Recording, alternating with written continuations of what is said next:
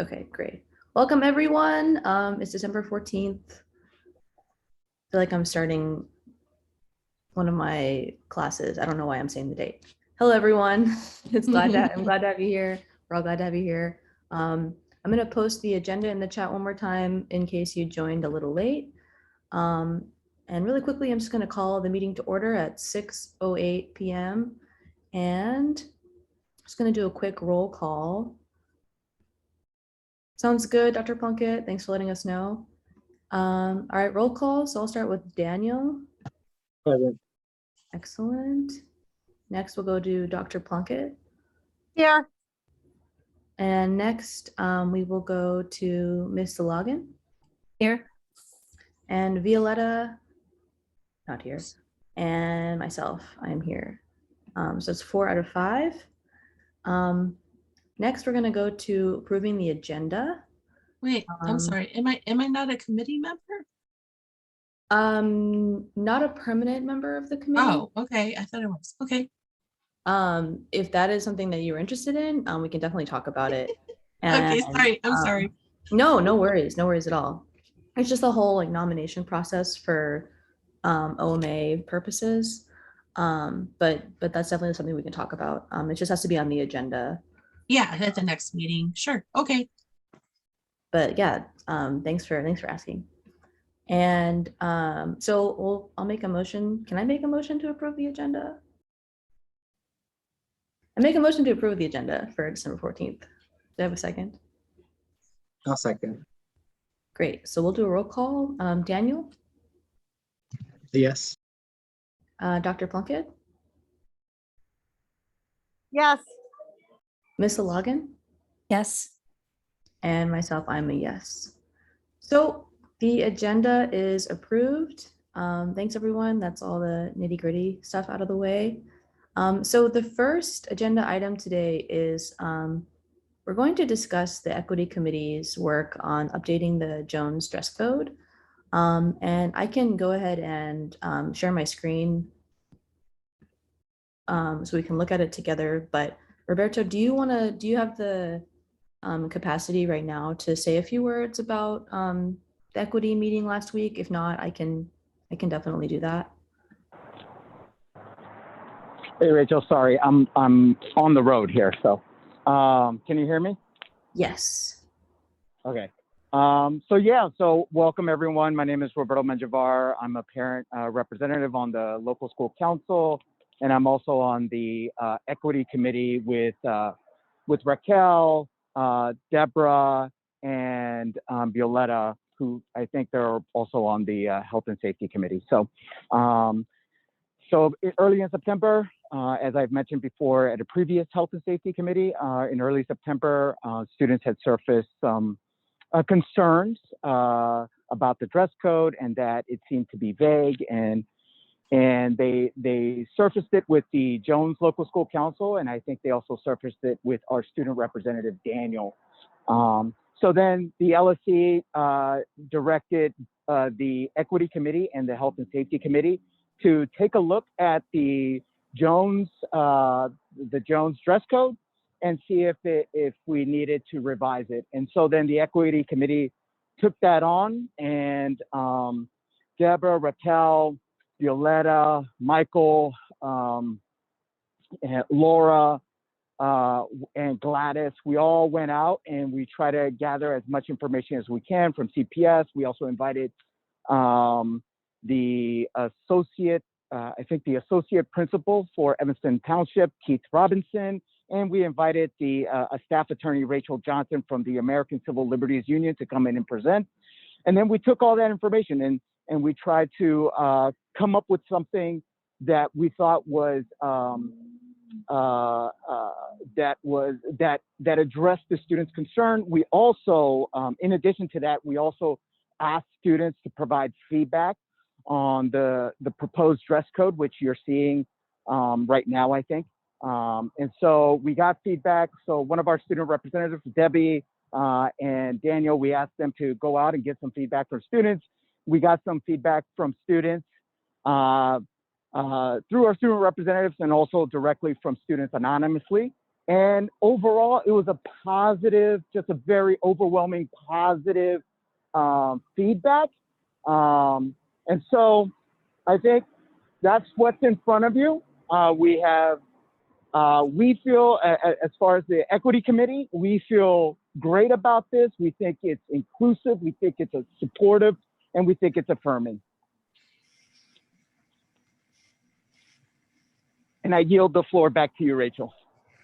Thank you. Thank you for that, Roberto. And I just saw Dr. Plunkett has her hand raised. So Dr. Plunkett, go ahead. Hi, I'm here. I'm sorry. So yeah, I can't see the whole dress code. It's kind of small on my phone, and I appreciate all the work that the Health and Safety Committee did in inviting outside people to have this discussion and students. But I really feel that, and it's not that there's anything wrong with this, but I just wanted on the record that this should have been a more collaborative effort with adults in the school. We are more than willing to work with the students on this and always have been. So I just really wanted on the record that I was never invited to collaborate on this. I cannot speak 100% for my colleagues, but I don't believe they were invited to collaborate on this. So I just would like that on the record. And I, can't see all of the details on the dress code, but we will look at it. And I think the reason why it is important that the adults in the school building are involved in this is because the adults in the building are the ones that will be left to enforce it and work with it. And like, we are happy to make any kind of changes to our dress code, that will better meet the needs of our student body. So I would just like that on the record. We're not against changing the dress code, but me personally, I feel slighted that I was not invited to collaborate, because I've been at the school 9 years and it would have been much appreciated. Thank you. Thank you. Thank you for sharing that, Dr. Plunkett. Is there anyone else? Oh, and also, I'd just like to add, like, Rachel, like, I know I'm on like a permanent member of the Health and Safety Committee. And I just want to add that I have always appreciated you reaching out to collaborate on things when the Health and Safety Committee has done. You've done an excellent job of reaching out to me, and I really, really appreciate that. So this isn't like an overarching theme, but it is something that just kind of raises its head in this scenario. Thank you for sharing that. I just want to, I appreciate your being candid. And I do want to open it up to anyone else who wants to share comments or feedback on what you're seeing. I know you can't see the whole document at once, but maybe you were able to look at it. Hey, Rachel, can I just respond? This is Roberto. Sure. Yeah, so Dr. Plunkett, thank you for that. I'm sorry that you felt like maybe slighted. That's why the Health and Safety Committee is presenting it today, to get more feedback, to get more involvement. I also want to mention that parents were involved. Joan's parents were involved, and Mr. Mitchell attended the Equity Committee, and he provided insight to that dress code. So I think this is, we've been talking about this at length for 3 months. Mr. Mitchell has been involved in like I said, at the last Equity Committee, provided some great feedback. We're moving this over to Health and Safety Committee to get more feedback. You're, Dr. Plunkett, you're on the Hate and Selfie Committee. So if there are things that you're not, that might be, that you have concerns about, this is where we can talk about that, and then we'll move it over to the LSC, and that'll be another opportunity for all of us to collaborate and provide feedback. So we wanted to uplift and amplify students' voice, and I think, we try to do it in a very collaborative and effective way. Yeah, absolutely, Mr. Vandivar, and I'm all about uplifting student voices, but it's also very important that students and adults in the building work together. I am all about amplifying voices. I think any student who's worked with me closely on anything, I want the students' voices heard. That's why I'm glad you did this. I'm just saying, from what I heard, there wasn't a lot of input from adults within the school. I'm glad parents were involved, and I knew that. I'm glad the parents were involved. And like I said, it's not a huge deal. We have time to speak now, and we have time to speak at the LSC meeting, but I think collaboration from the get-go is really important. And I'm sure that this was hopefully not the intent, but that was the impact that was felt. And that's all I got to say. We can move on. I mean, we're here for the students. We're here to make things better for the students. That's why we're all here. You know, we're not, I don't want to be petty about this. I just wanted my voice being heard. Thank you both. I'm just gonna try to explain stack in case anyone's not familiar. I'm just saying in the chat who's next to speak based on who's raising their hand, for those who don't know. So I think it's Max next and then Raquel. So I just kind of had two things to say. So I'll start out with my question. So under number 2 in the guiding principles for Jones College Prep students, does back the blue, like masks and shirts and gear, does that fall under that category?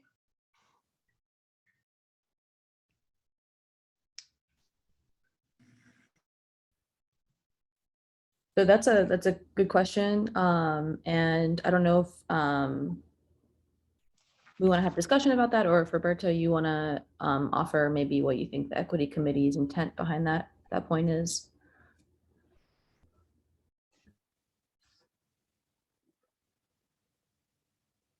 And also, Roberta, I know you're driving, so. Yeah. Hi, Rachel. Hi, Max. I am so sorry. I missed the question. Oh, sure. Can you repeat the question, please? Absolutely. So my question was, does any back the blue paraphernalia, does that fall under number 2 on the list, which says that students should not wear items with images or language that creates a hostile or intimidating environment?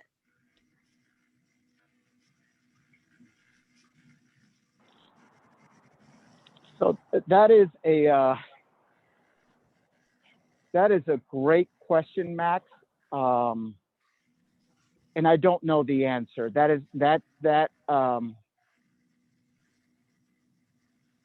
We didn't have that discussion, and I think it's important to have an ongoing conversation about what does that mean, back the blue, and what do students feel does that mean, and what do the adults and the parents feel that does that mean. I think that's an extensive conversation that we can have and we should have, right? So I just want to be mindful and thoughtful. I think that our approach was to trust the students to do the right thing and what's in the best interest of their development. And so if certain topics come up that cause some sort of harm or that make students feel unsafe or feel that the school environment is created, that it's creating a hostile environment, I think that is a dialogue that we want to continue to have. So one of the things that Dr. Powers mentioned at the September LSC, that he didn't want necessarily he said something along the lines like a prescriptive or prescriptive dress code. And in my opinion, this is just my opinion, I think the students like yourself, Max, are going to make this environment, we are going to make the school environment just more inclusive and supportive, and are going to bring up questions just like this, right, that we can have these discussions. So, I know it's a vague answer, but that's, to be honest, we didn't have that conversation. And I think if it does come up, Max, like Dr. Plunkett said, that's something that you could bring up to the administrators. That's something you could bring up to the school counselors. And absolutely, that is something that you can bring up to the Health and Safety Committee and the Equity Committee and the LSC Committee. It's something that the LSC took really seriously as far as like the SRO votes and making sure that we're taking a whole school approach. If there is any specific discussion on that, would it be possible for me to be included in that? Yes, absolutely. I think sorry, Raquel, I just want to insert one quick comment. We will be bringing this to the LSC, so this dress code is still tweakable, I guess, and there's still discussion to be had about it. So the reason why we're kind of passing it through 2 committees before we reach the LSC in January is to collect these questions now. So I just wanted to say that, and then Raquel, I don't want to interrupt anyone, but I do want to maybe move us along if we can. Okay, wait. So I could speak now? Okay, thank you. Yeah, so I know I missed the meeting where this was voted on, but I did say that in number 3 that I did not appreciate language that is sexualizing my child's body, like genitals, areolas, nipples. I don't know why it can't just say private parts are fully covered. I don't know why it has to be spelled out like that. I mean, I specifically, personally, would not want any staff member to say, Joe, your areolas are not fully covered. I mean, I would never want my child to hear that from an adult. So I don't appreciate that language at all. Yeah, I would like to, I would hope that that could be rephrased if more people agree with me. And then my second thing is, who's going to be held accountable for enforcing this? And then, yeah, so like, that's my biggest thing, because just like Max asked that question, who's going to be held accountable? Who's going to decide what is hostile and what isn't, so where is that spelled out?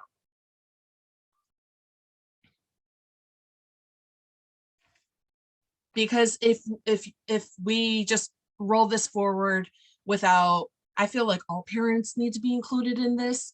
So if this just gets rolled out and all parents don't get a say on it, then I feel like it's kind of making more work if it's not the ownership of responsibility, as if that doesn't happen, then it's just causing more problems.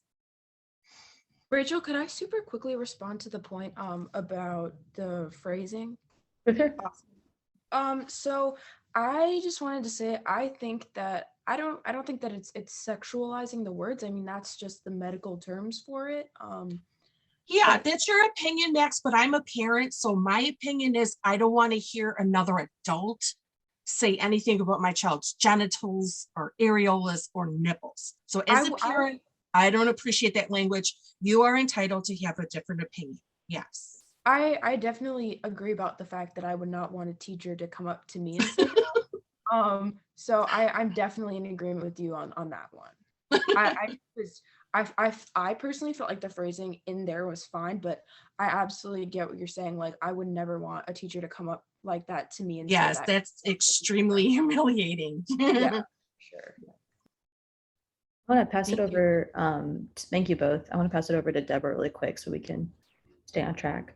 So first thing is, we had teacher input when this was still at the Equity Committee.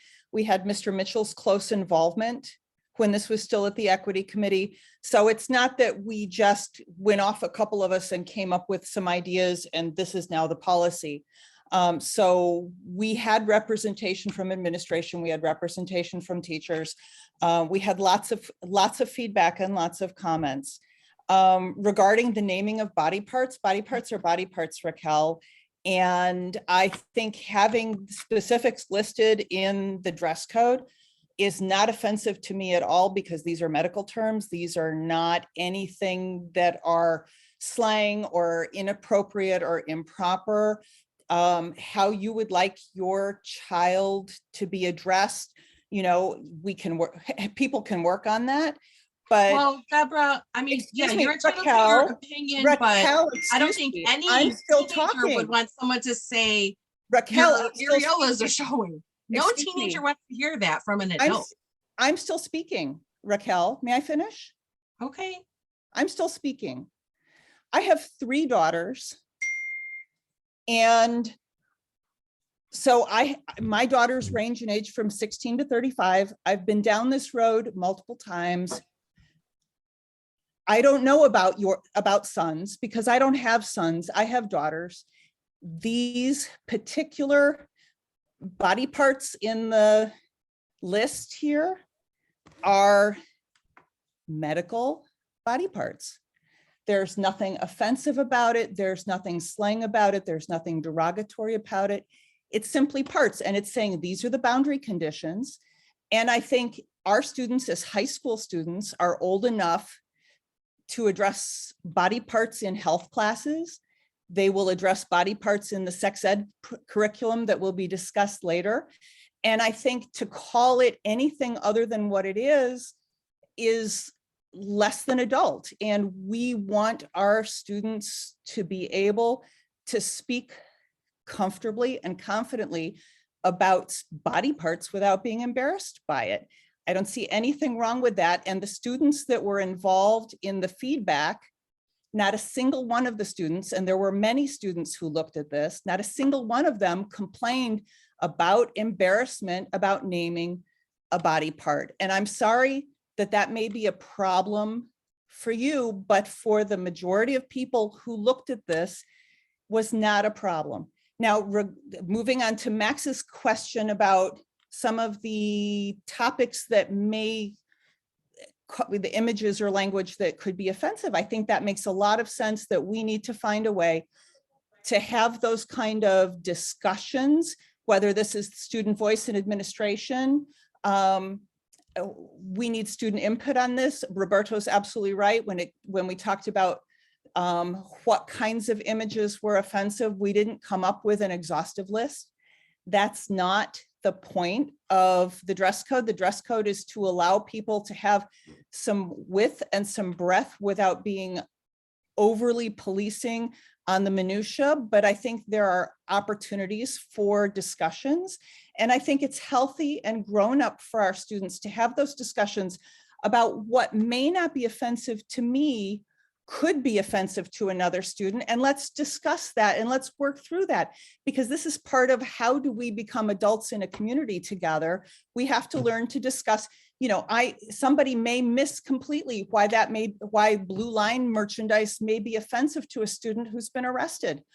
We don't want any of our students to feel uncomfortable being at school. They need to feel welcome, they need to feel at home, and they need to have some reasonable range of self-expression. And I think that's perfectly appropriate that we leave that up to the Student Voice Committee and to the administration to work it out with feedback from the appropriate parties, because as a parent, I am not an expert in all of the experiences of our students. You know, I can come up with a lot of ideas and a lot of possibilities, but I don't think that's productive to make a 50-page dress code of every offending item. I would rather see people come up with positive, affirming, reasonable ways that we can show each other that we respect each other and that we honor each other's presence in our community and in our school. Thank you, Deborah. I just want to push us along. I appreciate your comment. So we have the stack as Dr. Plunkett, and then Max, and then Sonia.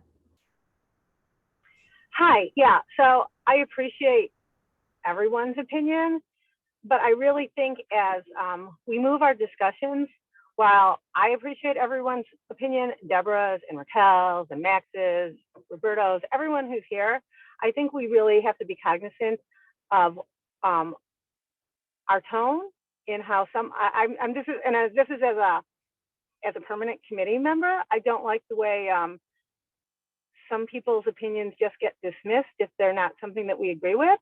I don't agree with everyone's opinions, but I'm respectful of everyone's opinions, and I understand that everyone does have opinions. As far as like, how are we going to enforce what's hostile and what's not, what's offensive and what's not, a very good point was brought up that we want to be adults, and kind of people need to understand what's hostile to one might not be hostile to another or offensive, and therefore so that's why I'll just say, like, our current dress code is not prescriptive at all. I mean, this is and I'm fine with having a little more boundaries. That is, like, I don't have issue with that personally.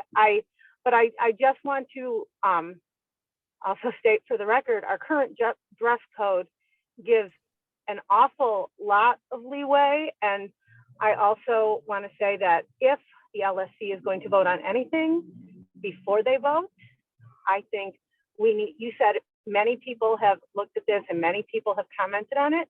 I think, like, I'd like to know how many is many. We have a student body of almost 2,000, which leads us to a minimum of 2,000 guardians, right? Or almost 2,000 guardians. We have over 100 faculty and staff. So I really think when we say many, we really have to make sure that many is a majority of that 2,000, almost, well, it's not 2,000, I'm sorry, but that 1,900 or students, those, 1,900 families. So I really want to make sure that we do get as much input. I don't know if that is LSC wants to send out a survey, or the Health and Safety Committee or the Equity Committee is going to send it out to all parents, families, guardians, caregivers, all students. But I really want to make sure that this is something that is done with all stakeholders being heard, because and like I said, I was not involved in this. And like, honestly, the dress code, whatever it is, whatever works for our community, I'm happy to help implement, but I want to make sure it's something that is working for the majority of the community. And so I want to make sure all voices are heard. I think that's really, really important. And I would really like to just say again that please, let's just all be respectful of one another, especially adults. We should be models for our children. We all need to be respectful of one another. And I'm not saying that people aren't being respectful, but sometimes, again, our intent versus our impact and the tone we use, we just have to make sure that we're respectful of anybody. I mean, I have children, and I would always hope that adults would model respect for my children, and that's why I will always work to model respect for all the students at Jones. Thank you, Dr. Plunkett. I do want to make sure we move along somewhat quickly to the third agenda item, because I know there's Jenny who's here who needs to leave at 7, or she was here. And then I just want to, center the students that brought this to the committee. So I will say, Max, I don't know if I saw you lower your hand, but if you want to speak, or Sonia. My hand, sorry. What's that?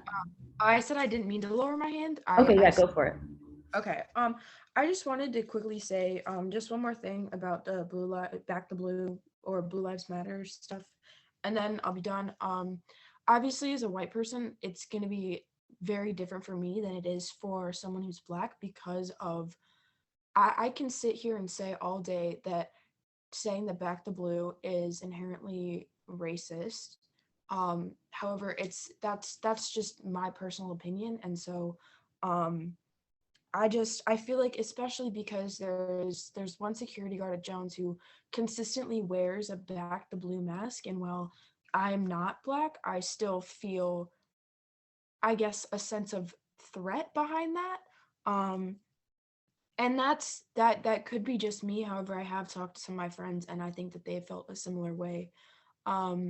So there's that. And then I personally think that we should be having more people of color be involved with this, because it's like, if all of the people that were invited for me, because Allison's not here, but 2 out of the 3 people are white people. So I feel like in order to fully get the sense of how the entire Jones student body feels, that should be a question that is posed to everyone, not just predominantly white people. Max, and Sonia, do you wanna add something before we move on? Sure, I'll just speak briefly. I'm a junior at Jones, by the way.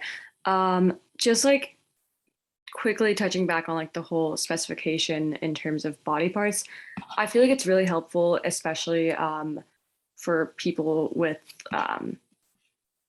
feminine, like traditional feminine at birth assigned body parts.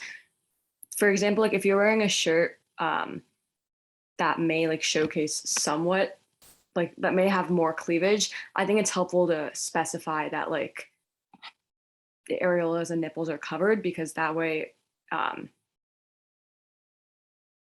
it's not kind of like objectifying those students as much, if that makes sense.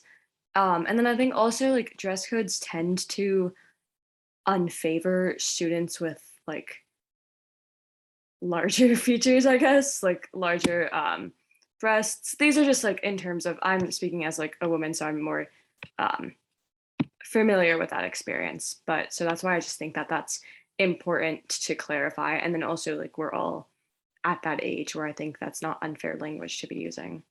But yeah, that's all. Tanya, I do want to move us along. I know it sometimes seems like we're cutting the conversation short, but there are other things on the agenda. I want to make sure we get to them. So I'm going to move us along, but I think it's definitely something we can add to the agenda for the LSC meeting. In addition to the vote, we can have some public input as well on the dress code. I do want to just go over to my slide deck that I forgot about. And the next agenda item is COVID. And I don't know, let me actually go to the slide. I don't know if Ms. Logan, do you want to introduce this agenda item? I know you proposed it for this meeting. Oh, I could just start to describe my thinking briefly. Part of the reason I wanted to get involved in the safety committee in the first place would be because of COVID-19. And now that feels like, and if you look at the graph that Rachel is showing right now, it feels like we have started the winter surge that was forecasted just from being back indoors and the Delta variant. And it feels like now there's a new variant that's been talked about a lot, and we also have some information that's coming across saying that it's much more transmissible than the Delta, and it's time to wear better masks, to try to take this a little bit more seriously, to try to get everyone boosted and vaccinated, and to what was the third thing? Masks, masks, vaccinations, and then testing. I think we have some say. Just for masking and vaccinations, the Jones community can ask the PPLC and various medical student groups if they could help, just distribute the message that these things are something that we want to do because we want to stay in school. We want to stay with our community. I know the colleges are already starting to send out letters to parents saying that they might have to go back remote. So let's just see how far, some of these better practices could keep us from not having to go back to hybrid or remote for as long as possible, and maybe get past this winter surge. And then testing, I know that's a little bit out of our hands. I know we've had a lot of people register to test, but then we haven't really followed through on actually getting tested weekly. And so then CPS sort of pulled back on the amount of testing. And so now we're back to like 2 hours a week. And maybe we can do something with Mr. Mitchell's help to try to get that back up again. So that's all I have to say right this second. Thanks, Ms. Logan. I don't know. I just want to make sure, Raquel, is that an old hand? No, I guess it was up, but then I went to raise it and I saw that it was already up. So I do actually have a question. Yeah, definitely. Go for it. So I guess it's like two questions. Are staff included in that weekly testing that happens at Jones? Are staff allowed to get tested at that time as well? Yes. Mm-hmm. Okay. And staff then, and students. Okay, thank you. And then Ms. Logan, are you saying that CPS is allowing less or providing less tests to the school? Yes. That started within the last few weeks, where instead of having access to testing for a full day once a week, now we have a couple hours. Oh, okay, that's concerning. Thank you for the information. And that's it. Thank you. Sure. And good question. Dr. Plunkett, you have the floor. Yeah, thanks. So, I appreciate all of the items that Cynthia brought up. I think they're all very important and very pertinent. But I'm not saying I disagree. I have my booster shot. I wear my mask, and I understand the situation we're in, and I want students to stay in school as long as possible. But I think, we have to just remember that while Jones is an individual school, it is also part of a bigger system. And if we want more testing, and I do know that the testers, because they test down my office, were here.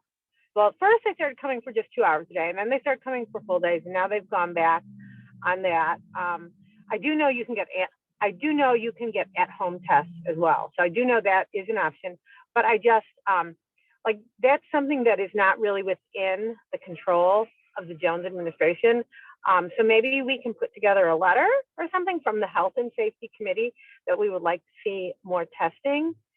As far as vaccinations go, I think that's one of our best protections against the variants. I mean, from everything I've read.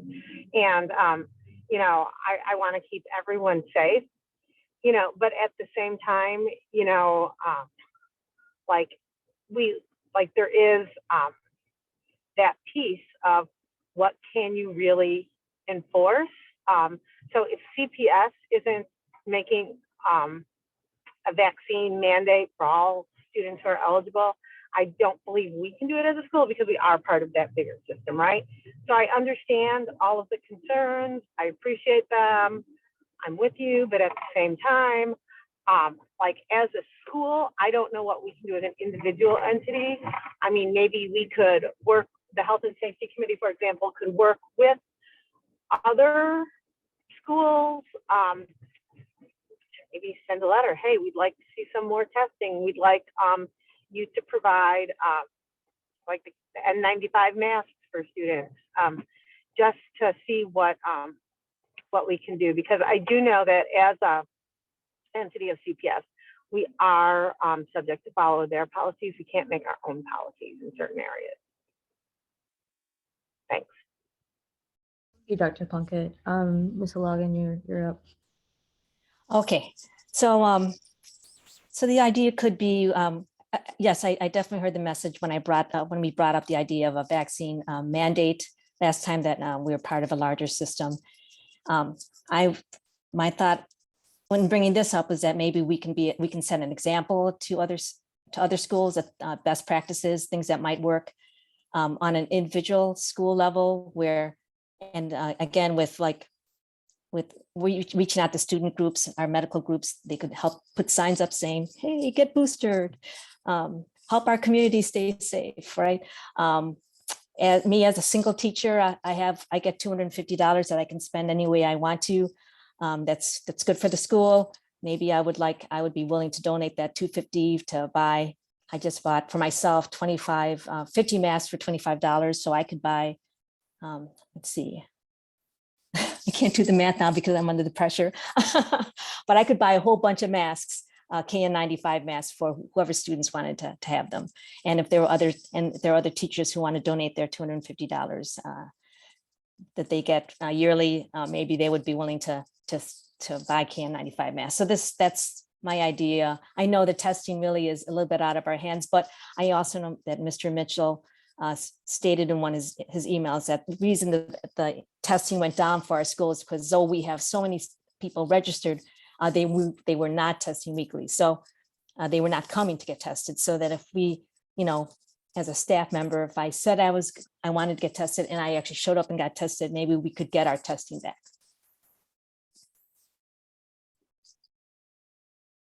Login. I'm going to lower my hand. So I have something to add.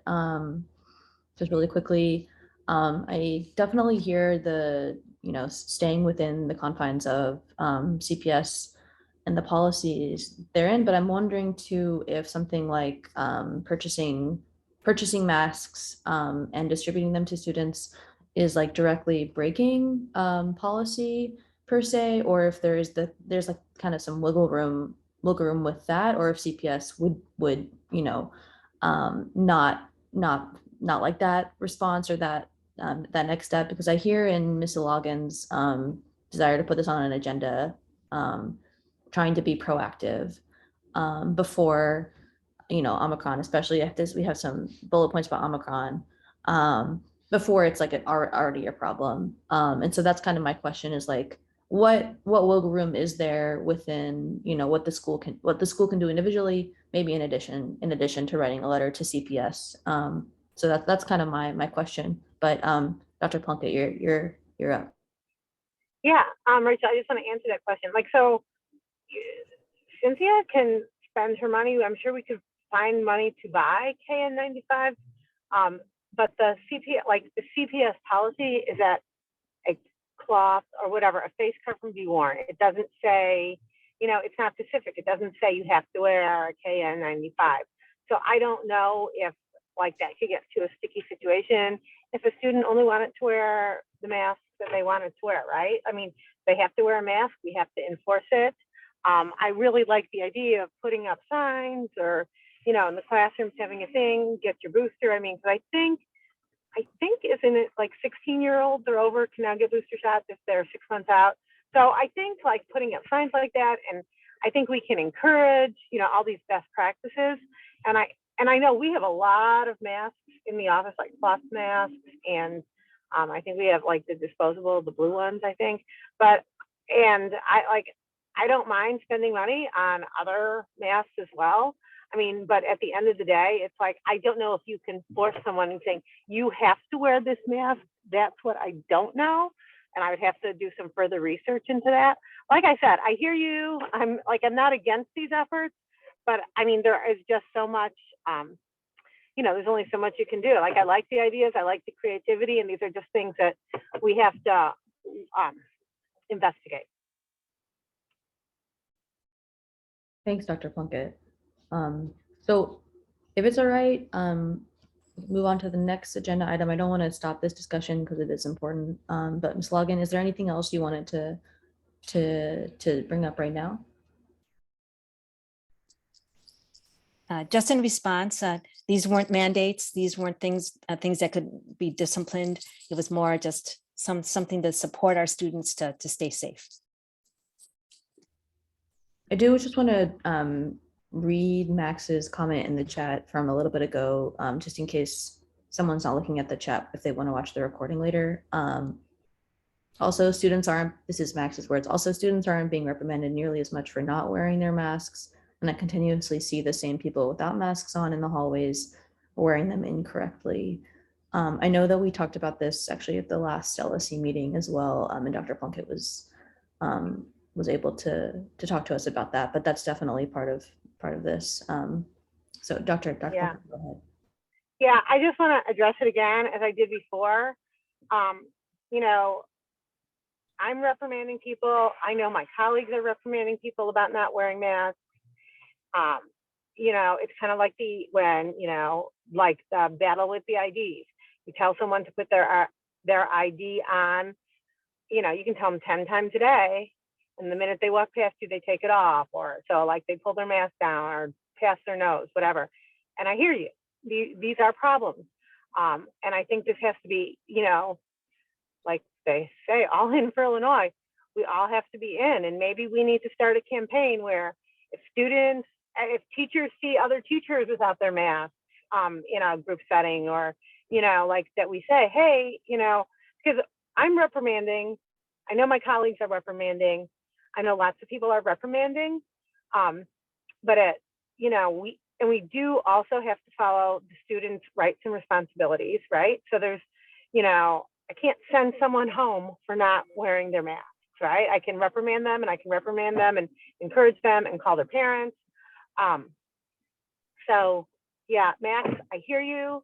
We're doing the best we can. Maybe we could start a campaign. I don't know, a student government association, student voice committee, like wear your masks. Like, I don't know, put up posters, whatever. I don't know. I mean, we have the masks are required everywhere, but You know, maybe if it had a little more like community punch behind it, it might like take action a little better. So like, because we all have to be involved in this. And, you know, I can reprimand 20 to 100 kids every day. And, you know, the next day I'll see different 20 kids without their masks, right?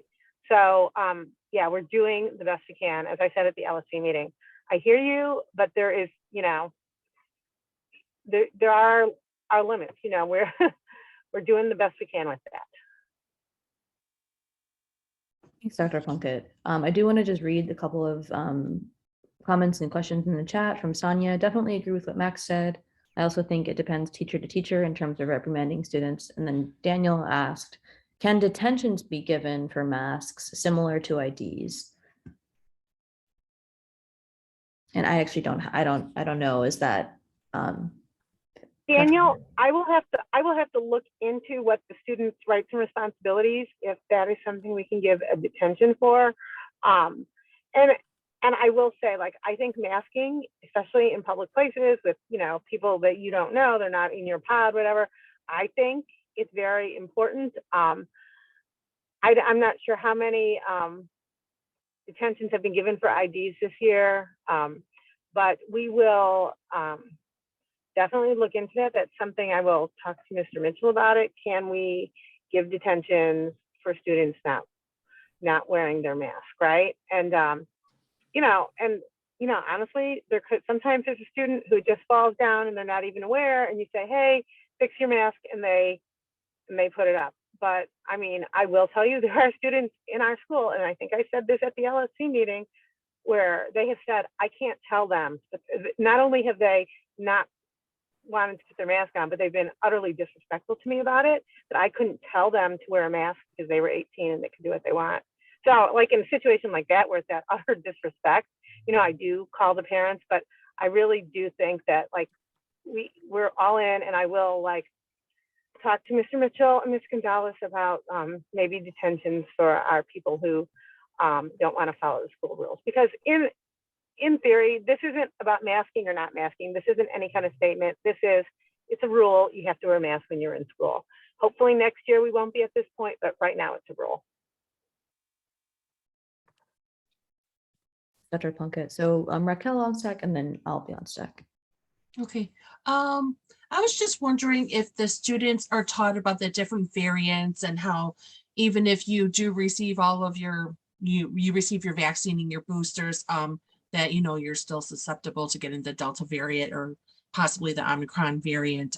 So is that taught at all or mentioned to the students? As a student, no, it's not. I don't think any teacher has ever mentioned that to me ever. But that's also just me. But I don't think that they do that to anybody else too. Yeah, so like my angle with that question is, you know, if the students are aware that even though you're vaccinated, there's still variants that you could get. I mean, you're less likely to get seriously ill because you're vaccinated, but you could still get it and, you know, possibly spread it to other people. So I don't know if it's just not wanting to wear a mask, or, you know, not having all of the information necessary to know why it's so important to wear your mask. That's it. Thank you. Raquel. I just want to read a couple of things in the chat before I say something. Jenny's comment, Ms. Harna's comment in the chat. I do want to support the idea of student voice in helping with masking. I wish I heard more student support of masking instead of this just being something that teachers were being expected to do as a punitive response.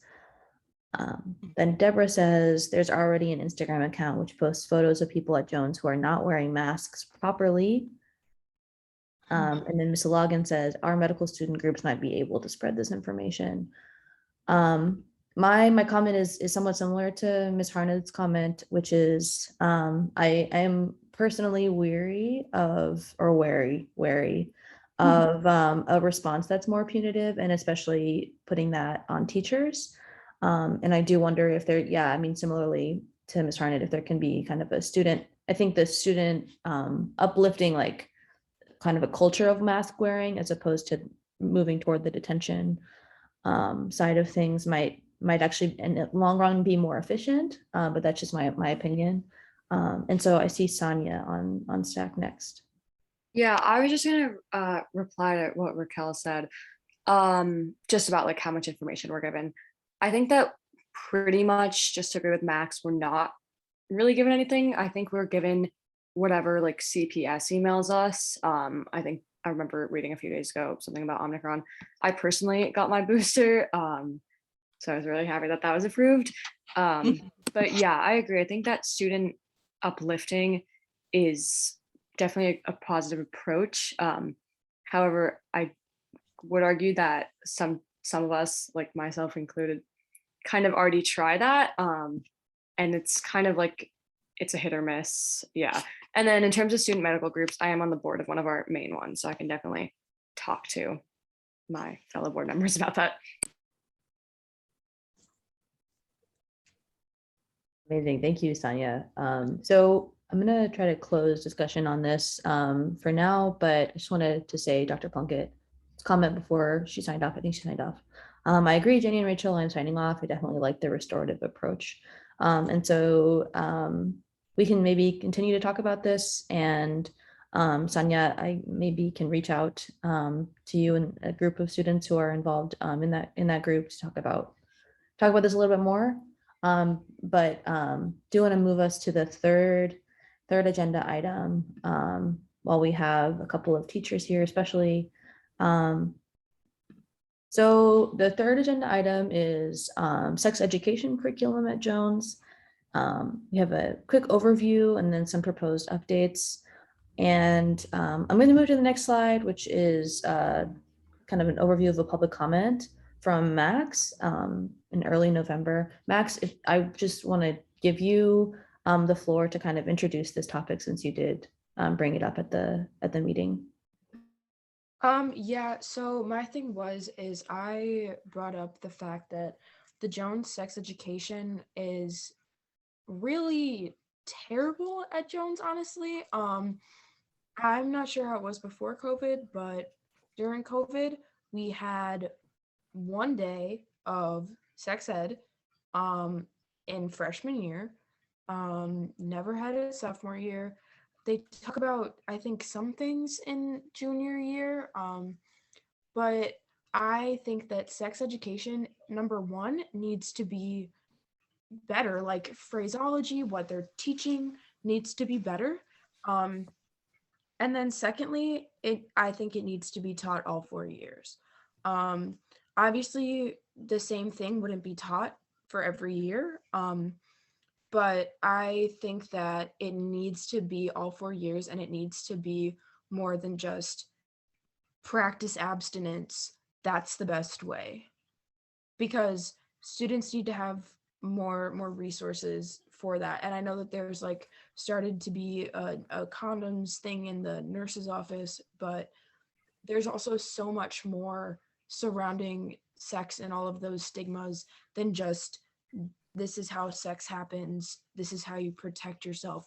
And as you can see from there, from the slide, one of those things is absolutely toxic masculinity, and then defining rape and assault, and then providing students with someone or something that they can use to get help. Also, one more thing before I turn it back to you. I think that teachers, or at least administrators who deal with people who have been assaulted, need better training on that. Because for my personal experience, when I went to Mr. Mitchell and told him about my assault, he kind of sat there for about an hour and said that if it happened, there are different perspectives to it happening, and kind of just invalidated my experience, which cannot happen. That's so utterly disrespectful, and it's blatant victim blaming, which I would hope that Jones would not allow their administration to continue doing to students. Thank you, Max. And before we move on to Daniel, I just want to say thank you for bringing this to the LSC. It's a very courageous thing to do. Just like moving apart from the meeting format a little bit right now. It's I appreciate it a lot personally. I just want to say that, and I think other LSC members do as well. It's a really important discussion, so thank you. Yeah, I just want to say that. And then Daniel, you're up. Yeah, I just wanted to give a perspective as an upperclassman, a senior. So I took sex ed my freshman and sophomore year as part of just like physical education. And I just want to say that my experience during that was actually really great. Jones brought in, I don't know if this was Jones in particular or like CPS movement, but I believe like representatives from like the Howard Brown Health Clinic came, and they like really engaged with the students. So it wasn't like the teacher teaching it, it was like these representatives coming, and it was really good to have like these people with a lot of like expertise on issues like these come in, and they talked about like sexual assault, and they even talked about like sex in the gay community and stuff like that. Like it was really like open, and like I'm sad to hear if that hasn't carried over, but I just want to give that perspective as an upperclassman that I got some of that. But like last year online, we did have like a sex education in biology class, but it was kind of bad because it was just like, here's a diagram, like label the parts, and that was it mainly. So I don't know how it was for other students, especially like those in physical education. But also back to what Max was saying about like Jones administration not believing their students. I think that's a whole other conversation that needs to be held with administration. But I think for like the sexual education part, I think I don't know if this might just be a COVID thing that's like stalling this, but that was my experience. Daniel, Raquel. Okay, so I have a question, but first I just, wanted to say to Max, I mean, I'm not speaking of your situation. I'm just telling you a similar situation that I had, when I was a senior in high school. So unfortunately, when I reported that to the police, the law says innocent until proven guilty. So I unfortunately had an experience like that where I didn't feel validated. And this is like one of those crimes that unfortunately it just feels like the victim has to be tortured in order for any type of justice or validation to happen. So, I'm really sorry that you had that experience, Max. And then now to move on to my question. Oh gosh. Oh, has Jones ever had education on sexual assault? And then, did it used to happen and now it doesn't? I'm just asking because in my kids' elementary school, there was no discussion on like the LGBTQ plus community. And then when we started it pre-pandemic, parents came to the LSC meeting and were very concerned and didn't want those topics to be discussed or taught at school. But when you're at elementary school that has 11 transgender kids, you have to talk about it. And parents didn't know that.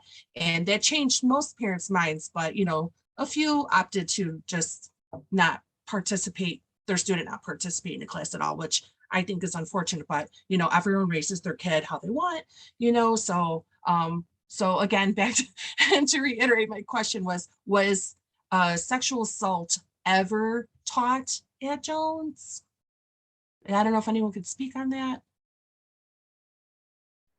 Could I potentially speak on that? Is that okay? So Daniel clearly has had different experiences than me because, he just stated that he did get that. However, not in all of my years of schooling, I have never had that discussion in a school setting about sexual assault or about gay sex at all, which I think is overall just kind of promoting ignorance, in my opinion. And then also to super quickly respond to your point, I did not report it to the police. I'm actually in the progress of reporting a whole different thing to the police. So I just didn't think that it was serious enough to go to the cops for this one. I mean, Jones isn't really handling it well at all, but it's what I can get right at this moment. So Oh, if I could just really quickly, our experiences of mold who we are, but don't let them define you, Max. That's all I want to say to you. Okay. thank you. I'll lower my hand really quickly. Thank you, Max. Thank you, Raquel. I just want to say my piece really quickly about this because I have a lot of thoughts. Also, I just moved the slide. I know there's a lot of text on the slide. So don't read it now if you don't want to. I'm going to post it to the LSE's public folder. But here are some of the issues and overview with some questions as well. But my perspective on this topic. First and foremost, I believe personally that schools are deeply flawed and not actually an ideal or even good space to have conversations about sexual assault. And I think more often than not, the harm lands on the victim, even when the victims, and especially when the victim speaks up. And so that's like my skepticism coming through.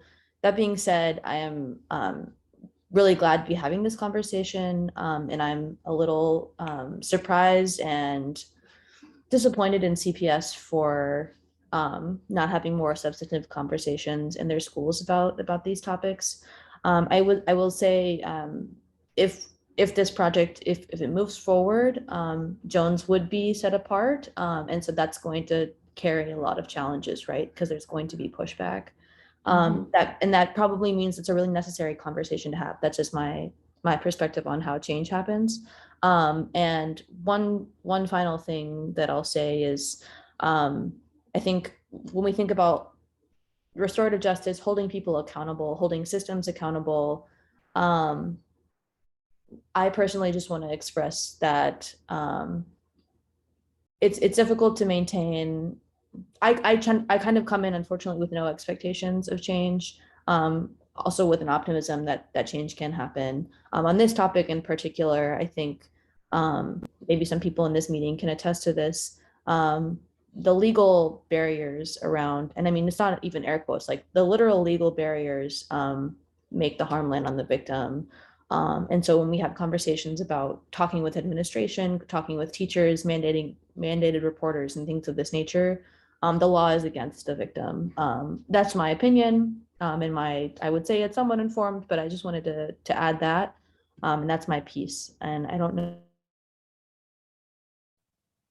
I think that Lily is next.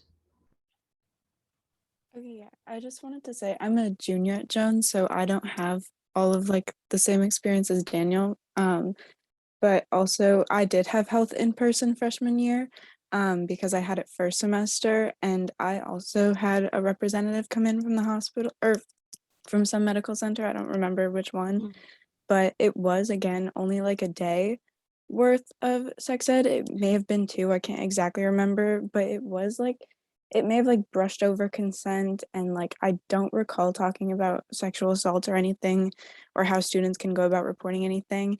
And so I did feel like it was very lacking, and it also did lack in like LGBTQ plus sex ed, and so it was just like a very lacking curriculum. So yeah, that's all I wanted to add. Thanks, Lily. Sonia? Yeah, I'm also a junior, as I said before, but I had sex ed a second semester, so that was online.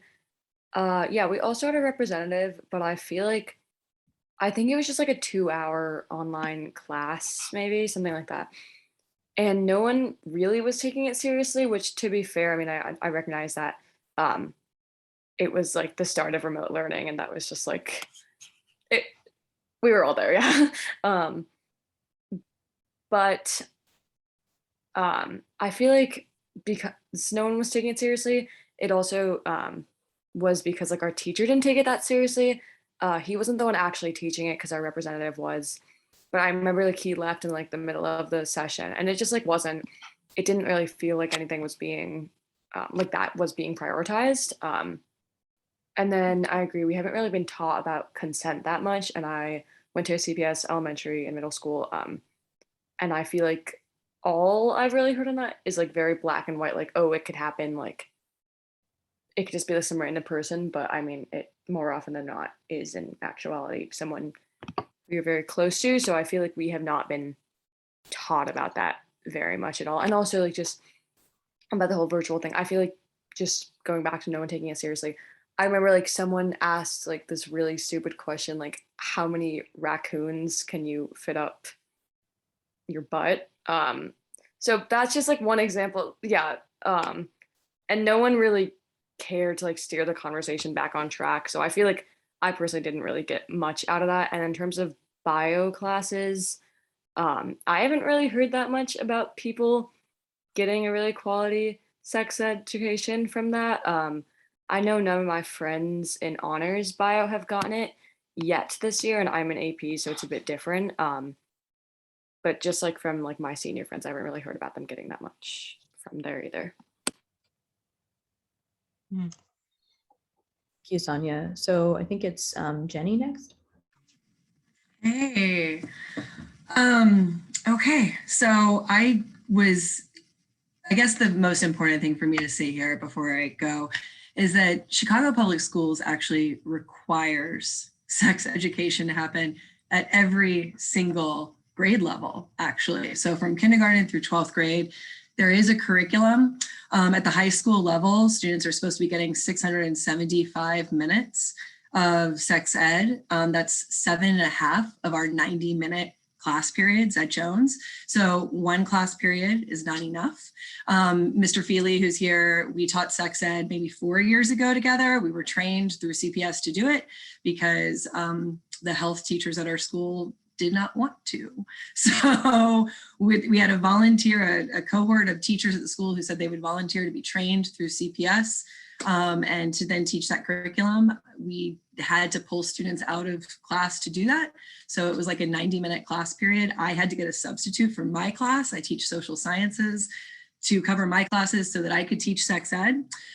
So, you know, we can talk about this all we want, but honestly, we should be demanding that we have sex ed because it is literally something that is mandated by CPS. I will say that I think the CPS curriculum has some room to grow when it comes to, we'll talk about gender identity, we talk about sexuality, but you know, Max, one of the things I heard you talk about earlier was like, what is gay sex, right? Like, are people learning what that is? And I don't think that that's covered in CPS curriculum. So anyways, it does say that, you know, and I just Googled this is all public record, right? So quote unquote, we must teach sexual health education every year. So there you go. Thank you, Jenny. And thank you so much for coming to the meeting. Apologies for the agenda item kind of going up past 7. I appreciate you coming. I think that Mr. Feely is next. Hey everybody, I'm going to go all the way back to maybe 10, 11 years ago. I was at Inter-American School, and there was a moment where we went down to having 0 people that were prepared with the CPS curriculum to provide that. So the brilliant principal, Dr. Vernita Valles, she decided to use one of our PD days to have everybody in the building be trained in one day. Some of us were in the lower grades, some of us were in the upper grades. And I was amazed that in fact, CPS then, and I don't know the state of affairs now, but then had a really comprehensive sex ed curriculum, soup to nuts, K to 12, and it was really progressive. I was amazed about 3/4 through the day, maybe even a little less than that. I raised my hand and I said, this has been amazing. When are you going to talk about LGBTQ people? And the guy's like, the rest of the day. And the rest of the day, we talked about that, and I came away from that thinking, wow, this is really comprehensive. I think the word comprehensive is in the name of the program. And it really was comprehensive. It did include stuff about LGBT people. It did assault and prevention of pregnancy and STDs. It was just really, really impressive. So I engaged in that with 8th grade groups for 2 years, and I felt that it was great that we were delivering what they needed. Okay, so then fast forward to a few years ago at Jones, I was among the teachers that became aware of the fact that this wasn't being delivered routinely or comprehensively, or it's not in a uniform way that guaranteed that everybody was getting it. Some PE teachers might have been doing stuff. I knew about the biology teachers providing some instruction, but it just wasn't happening uniformly. So a number of teachers, including Jenny Harned, Mr. Coleman, Aaron Cathcart, Elise Fauché, a number of us got together, and the administration gave us some time during some early dismissal days to not go to our regular meetings, but to get together and decide what to do. And one of our main tasks was like narrowing it down, because we were only provided, I think it was 2-3 hour mornings the first year, where we had like 3 hours one day, and then a week later we would meet with the same groups. I worked with Aaron that year, and I came away feeling like that was pretty good. We had to speed things up, but we really covered a lot of stuff, and we put like our own spin on it, as well as a group, as well as in the small groups. Then the next year, it kind of fell apart.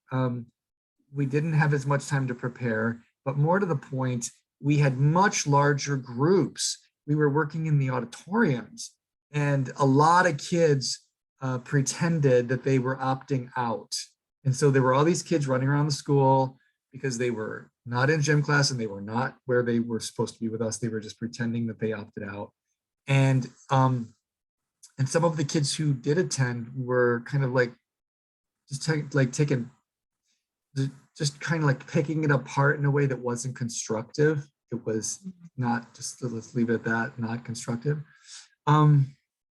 So I guess one of my points is that like I have no, by that last year when things were the least ideal, I remember thinking some of this stuff is getting really dated. The stuff that felt progressive 10 years ago there were still documents that were being used that were really not fresh. I think, what do I guess?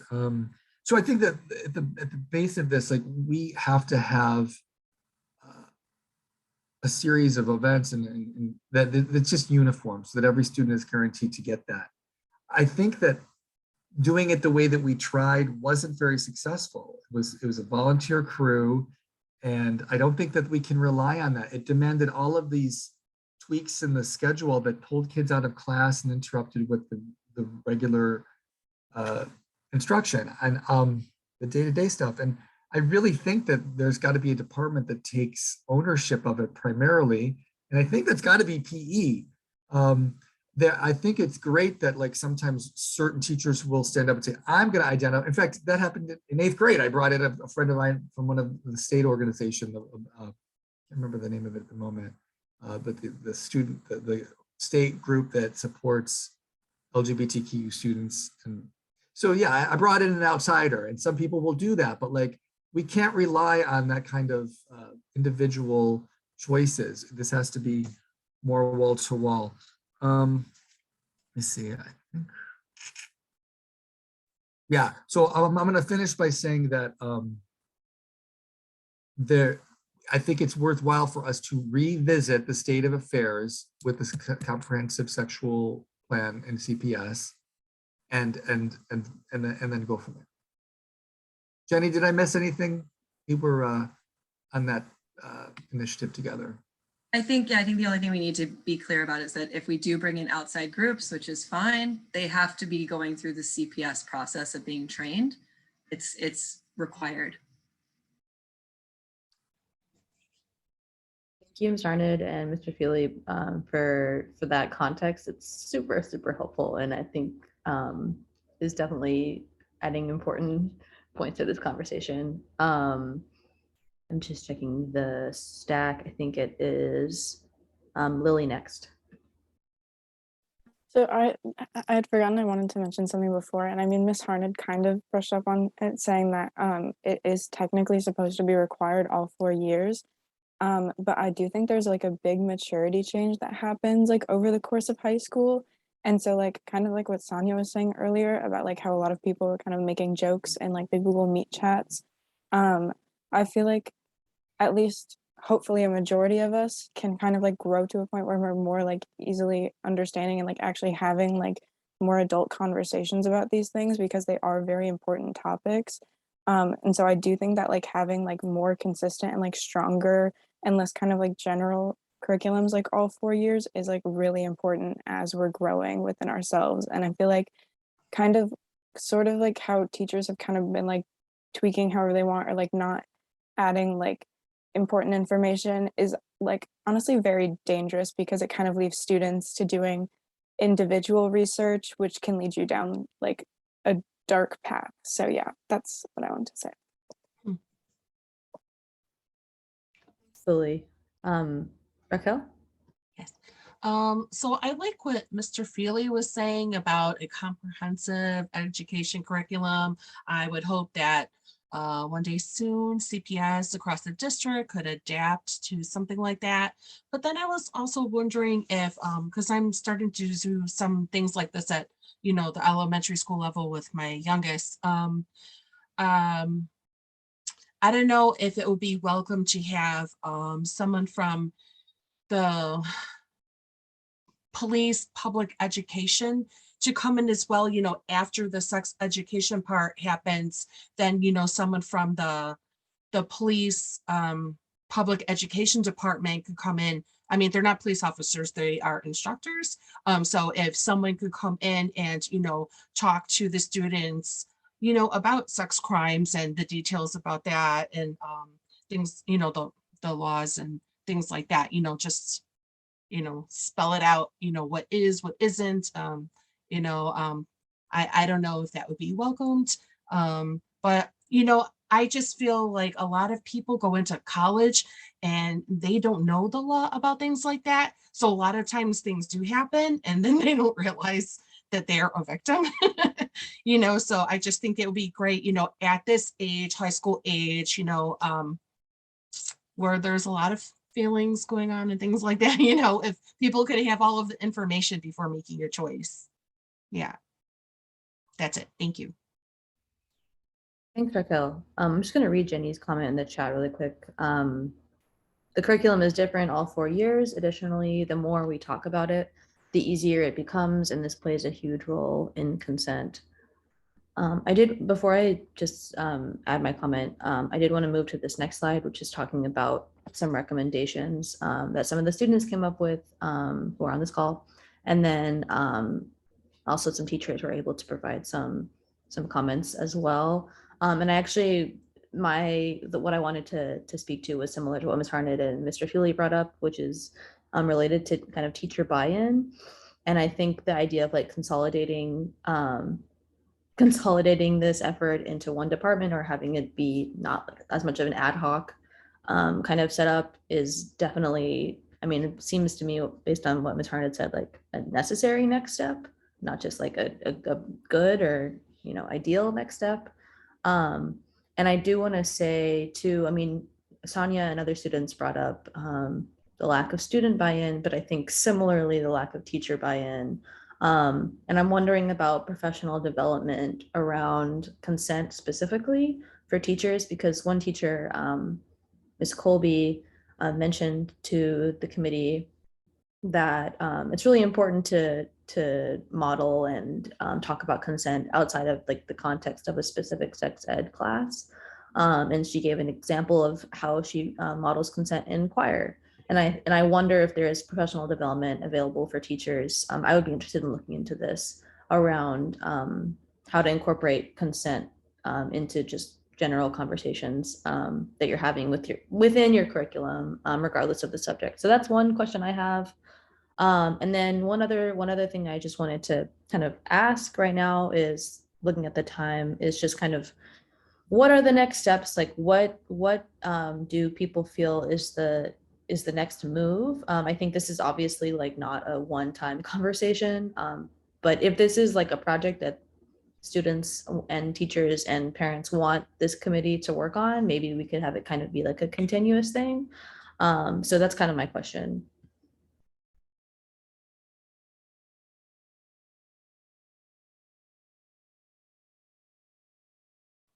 Raquel, go ahead. One more thing, I like what you said about consent, how it could apply to other areas because there are different levels of consent. So, me having neurodiverse learners, my youngest is on the spectrum with autism. So for her, like any touch, you need consent. So, I think that is good to, teach that across the board, what consent means, to different people and things like that, and how we should respect that because it's very serious. Echo. One thing I will just maybe propose is adding this to the next meeting agenda, but I guess maybe in the interim, if students want to continue working on this, it's not on you. I don't want to put it on any of you because you've already done the work of bringing it up. So I just want to say that, but I'm open to continue to work on it for sure. And maybe over email we can talk about next steps. Just looking at the chat. All right, sounds good. Thank you, Ms. Harned. Mr. Feely says, I suggest getting access. Also, thank you, Ms. Harned, for being here. I don't know if she's still here. Mr. Feely says, I suggest getting access to the full curriculum, for high school students and begin to unpack it and choosing priorities with involvement by all parties. Yeah, I think that's a great idea. What do other committee members think? I would love to hear.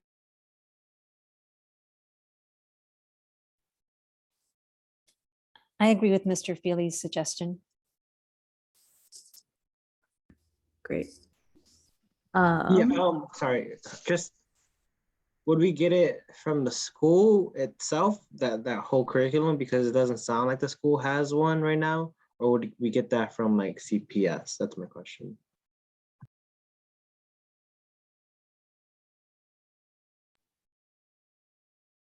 I'm guessing maybe we can get it from, I think Mr. Feely's typing something, but we can maybe ask for past curriculum and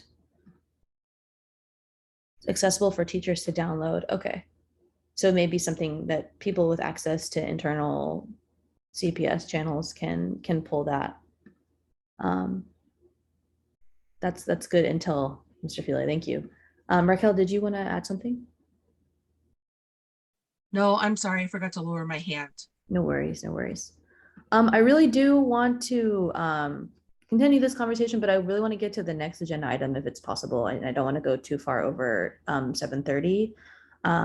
But this has been on the agenda in the past two meetings, and there are students on the call, and I really want your perspective on this because right as of yet, it's just been Daniel, which Daniel always loved that you were so participating so much. But the next agenda item is about updating the Jones Student Handbook. The Jones Student Handbook, at least the one that's accessible on the website, is from 2019-2020. So that's kind of a caveat. I don't know if there's an updated one that that you all have access to or you were sent, but this is something that we have brought up at previous meetings based on the request from a Jones parent. Updating the Jones Student Handbook for transgender and gender non-conforming student inclusivity, which is a long way of saying that trans and gender non-conforming, non-binary, bigender students are not at the present moment included in the student handbook in ways that actually go against CPS and Illinois law. And so I have some links in this statement, but this is just a small paragraph that I wrote. So I did pull it from another high school. I wrote it and I wanted to present it because I'm just a community member. So if there is any changes that Jones students, parents, and teachers want or want to completely rewrite it, that's totally, I just wanted to get something on the table because we haven't really done that yet. And I feel like it's time. So this is what it is. And I don't know if everyone wants to read it for a second.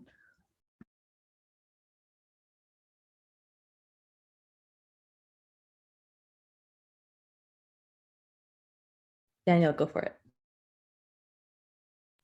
Yeah, sorry. So just real quick, I myself am not transgender, and so like I don't have a whole ton of experience and I'm still learning. So please call me out if I need to be called out. But I was just gonna, for the bathrooms, I don't know if it's like beneficial anymore to have that in this statement, because like now all bathrooms I believe are gender neutral or like gender plus. That's what they have on the signs in the bathrooms. So I don't know if that still, you know, makes sense to put that. Also, it would be really long to like label precisely where all the bathrooms are, gender neutral bathrooms where they were previously. And also I don't know how appropriate it would be to include a third party resource, the mypronouns.org, that in one of these from the school. I don't know if like the school itself would allow it or CPS would allow it. I think it's a great resource. I read it over real quick. I really liked it, but I don't know if that's allowed in here per se, you know? But yeah, that's my 2 cents. Could I comment on that really quickly? Yeah, go for it. So we do have gender neutral bathrooms and they're just the staff bathrooms. Yes. However, we don't have gender neutral bathrooms. It's girls plus and boys plus, which is probably the stupidest thing I've ever seen in my entire life, to be honest with you. It's still very much gendered.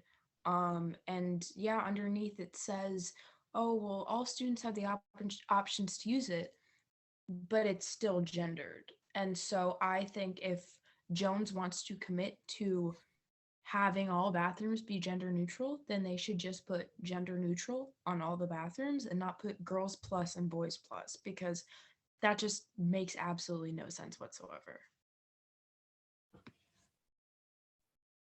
Thank you, Max. Sonia? Yeah, I'm speaking as like a cisgendered person, so I obviously like do not understand the full experience, of course, and I recognize that. But just what Max was saying about the whole bathroom thing, I would definitely agree. I feel like it's still super alienating just to have like girls plus and boys plus, because it's like still kind of forcing you to conform to one of those. And then another thing, I remember like during registration time, so I guess that would be like end of summer, early school. I remember like there was a form that came out and it was just like gathering like demographics, and it was just like saying like gender, name, like income, race, ethnicity, all that. And I just remember like there was a pronoun section, and I believe the options were a fellow student or teacher, if anyone knows, can correct me if I'm wrong, but I believe the options were she, her, he, him, they, them. And that, as we know, are not all pronouns. And I cannot remember if there's an other button or not, but just like things like that that don't necessarily seem like a big deal definitely are. So yeah. Thank you, Sonia. I have 2 things I want to add to the conversation really quickly. So the blank spot in the statement is because I actually don't know where the original gender neutral bathroom is in Jones, and I was like hoping someone could provide that information. But one thing I did want to say about the girls plus, boys plus, I personally agree with what Max is saying, and just does not. But one thing I wonder a lot with the bathroom conversation is why they don't just call all bathrooms bathroom.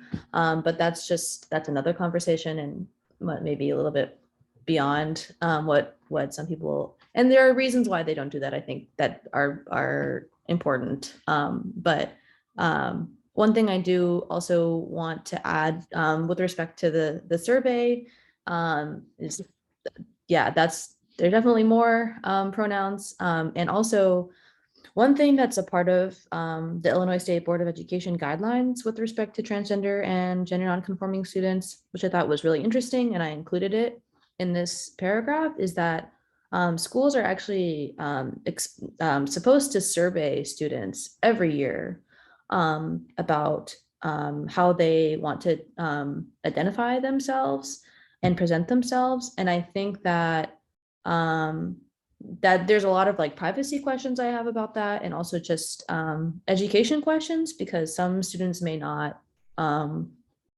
you know, gender 101 conversation. Some people are not privy to it or not exposed to it for whatever reason. And so I do wonder about that. And I don't think that this statement that I wrote actually incorporates that, the questions I have about that. So I didn't want to just put that on the table as well. And I think it's Lily and then Max, if I'm not mistaken. Yeah, I just wanted to answer Sonia's question. Yeah, like the options were very limiting. Like as a person who uses she, they pronouns, it was like kind of weird to like have to like kind of like make that decision because I am comfortable using both pronouns. And it was also like I was filling this out with my parents at the time. So then to kind of like I like hadn't had that much of a conversation with them about my pronouns or gender at the time. And so then kind of having to set the precedent of like, oh, like would prefer to put they them down so that it's at least clear that like I'm non-binary and not like a cisgendered female. It was just it kind of like put me in a bit of an uncomfortable situation. And then also like I feel like I understand like the idea behind some separation of bathrooms. Like I'm not gonna like be like, oh, why is this person in the bathroom? Like it's not like anything like that. And like especially as a non-binary person, like I understand like how dysphoria can affect like where you choose to go to the bathroom and whatnot. But I also do kind of understand like some separation of bathrooms because I also do feel more comfortable when there aren't cisgendered males in my bathroom. And I feel like kind of like certain language could kind of like invite like uncomfortable situations, but I also think that their language like around how they're trying to make more inclusive bathrooms should definitely be better because girls plus and boys plus definitely is not like the right terminology behind that. Thank you, Lily. Max? Just super quickly, I wanted to let you know. So at least in the new building, the gender neutral bathrooms are on the 1st and 6th floor. And are those just for staff to use? No. So what I had to do is I had to go to my counselor and request a key for it. And so I have keys to all of the gender neutral bathrooms. Oh. Got it. And Raquel, did you want to add something as well? Yeah, I was just gonna say that I don't know if that's how it is still now, but when my son was there, he graduated in 2019, but when my son was there, his transgender friends had to use I forgot who was just speaking, the staff bathroom if you're transgender. But the person that was just speaking, I'm sorry, did you say a key? Like you get to hold onto a key so you don't have to keep asking for one?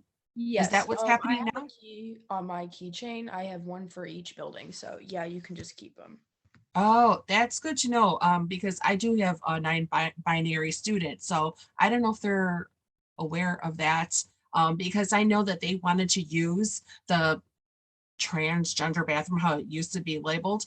But when they found out it was the faculty bathroom and they had to be unlocked, and that just discouraged them from using that bathroom. So yeah, it's good to share information. I appreciate that. Daniel? Thanks, Raquel.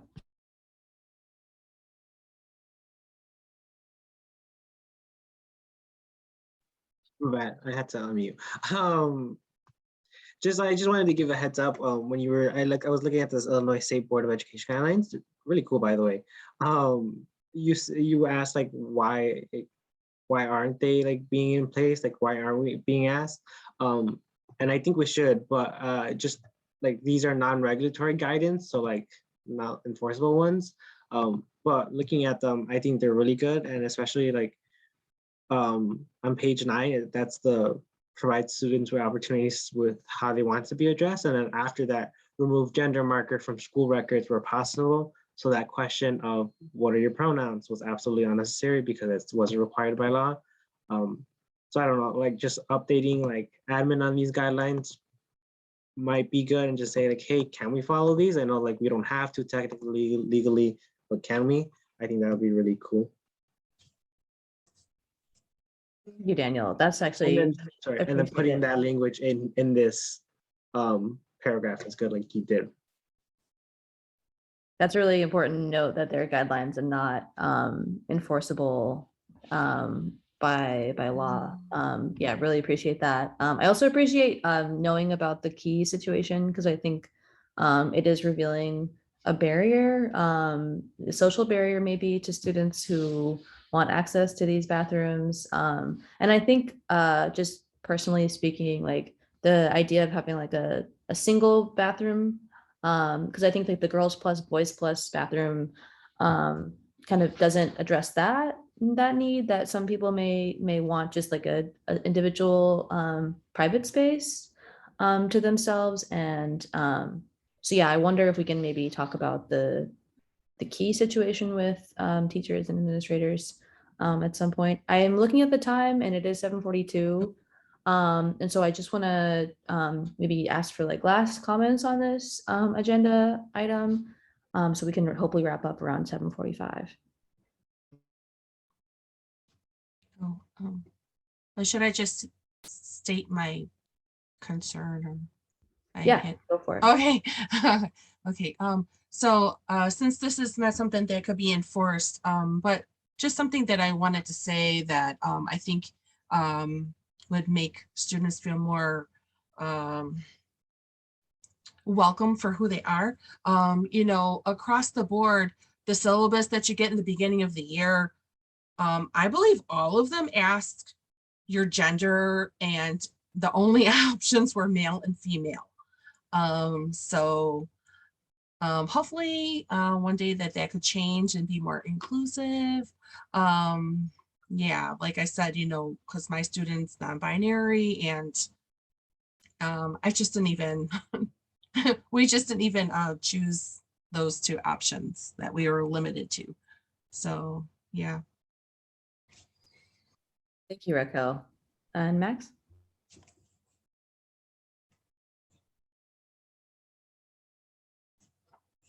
I actually did not mean to raise my hand. I thought I lowered it. Sorry. All good, all good. Based on what Raquel actually just said, just speaking as a committee member, maybe it makes sense to ask the chair of the general LSC to talk about this particular guideline at our general meeting, because I actually think parents might want to be involved in this discussion, and there's parents here, but not as many as who watch the meetings, also students. So I want to just keep track of our time and try to wrap up. But thank you everyone for your comments on this. It brought some things to my attention. I think this is definitely needing another edit. So thank you. The last thing I want to just talk about really quickly for the record before we end is the Jones Whole School Safety Plan, which this committee and Mr. Mitchell and several other teachers, Ms. Logan, security staff at Jones worked on this past summer. This is supposed to be an ongoing plan and like a living, breathing plan as CPS called it. So I did want to just like have this introduced in the committee tonight, which is that there should be in kind of swapping out the two school resource officers positions, which we eliminated this past summer. There should be a culture and climate coordinator hired, and that process is ongoing. Deborah is also a part of the hiring committee, in addition to me and hopefully Daniel at some point. Deborah, I don't know if you've heard any updates. Mr. Mitchell told me he was not able to attend tonight, but he's going to be linking some updates later. But I don't know if Deborah, you want to add anything right now. I think considering that this is the last week before the 2-week holiday break, nothing is going to happen until January at this point. I think we were still looking for additional candidates to bring into the pool because we really wanted to make sure that we had really the best possible fit for what our students and staff need. And rushing this decision when we think there may be a better fit than what we've already seen doesn't serve anybody. We'd be better off waiting a few extra weeks and doing a really good job on this than just trying to put somebody in there and then have this all blow up in our faces. And so I think there's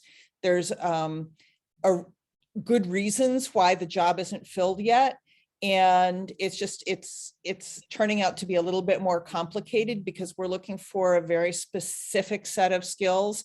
And Jones College Prep, and given our history and our environment and what's going on at Jones, this is not a place to cut your teeth in your first job of this type. You need somebody who's already done this someplace else.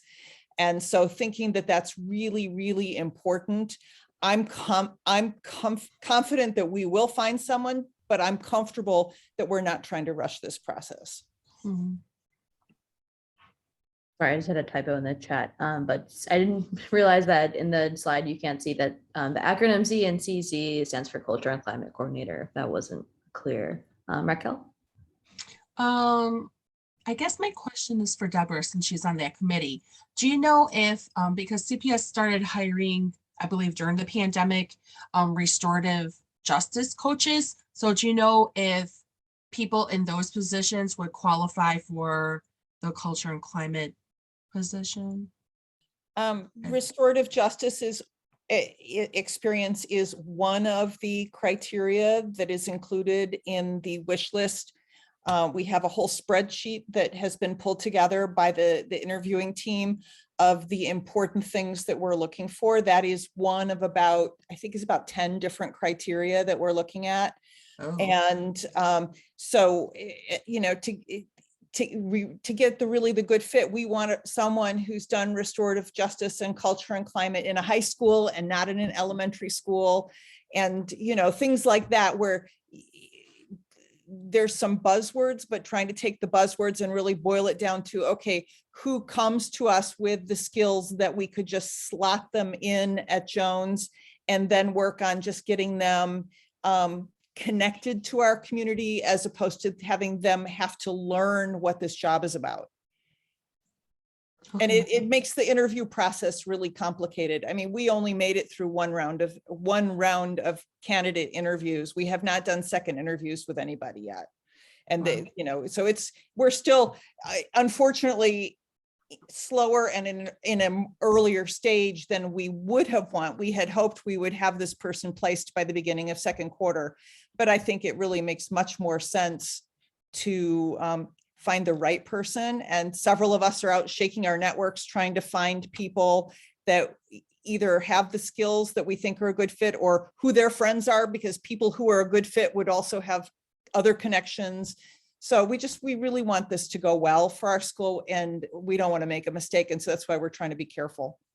Yeah. Could I just comment back to Deborah? Yeah. So I definitely think it's more important to take your time and make the best decision, as opposed to hurry up and filling the position.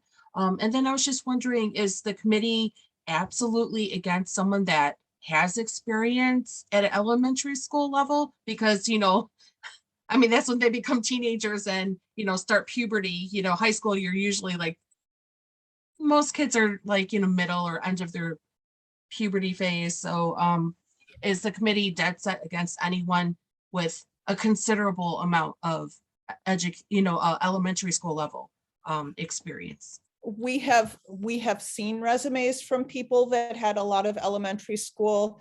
But if you look at the weighting of importance and the prioritization of each candidate based on the criteria, experience with high school students is very heavily weighted.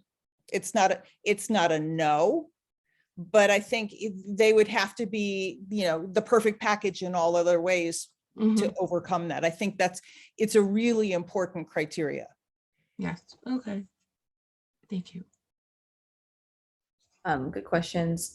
Thanks, Deborah, for commenting on our work on that committee. I do want to just say one final note before we end for the night, because it is 7:51. I just as an ask of the administration, and I'll put this in minutes, and I'll also bring it up at the next LSC meeting.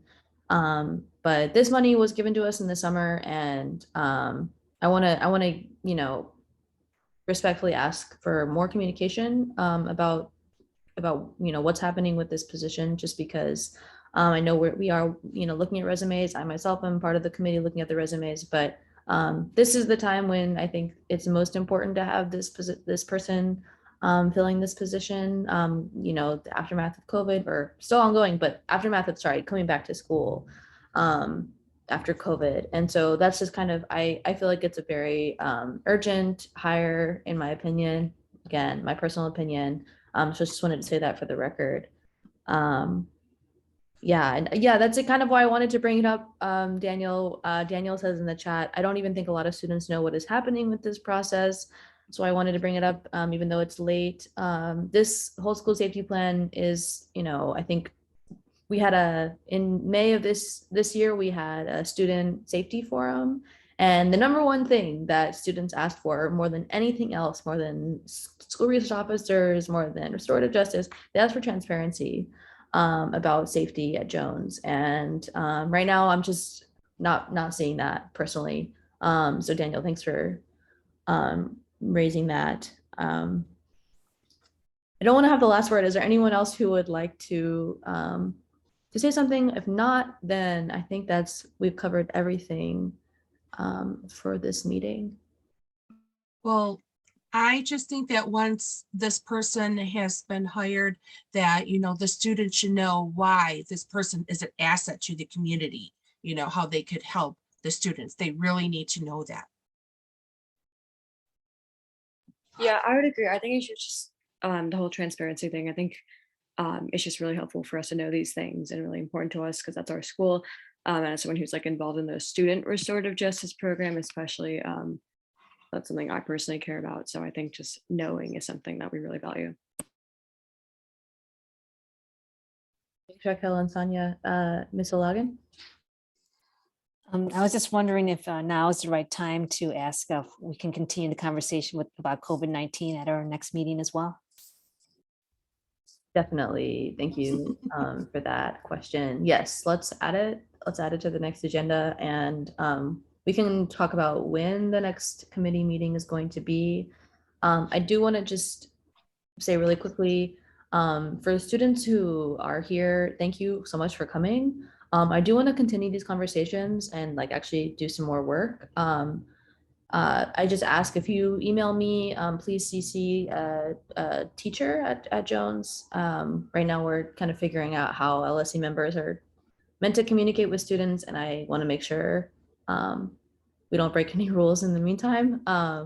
So that's my one ask, but yeah, Ms. Logan will add it and set up another meeting soon. If there is nothing else, Well, just one really, I'm sorry. What is the acronym WSSC? Great question. Whole School Safety Committee. Oh, okay. All right. Thank you. There's too many acronyms on this page and not enough, no key. Yeah. Thank you. Yeah, of course.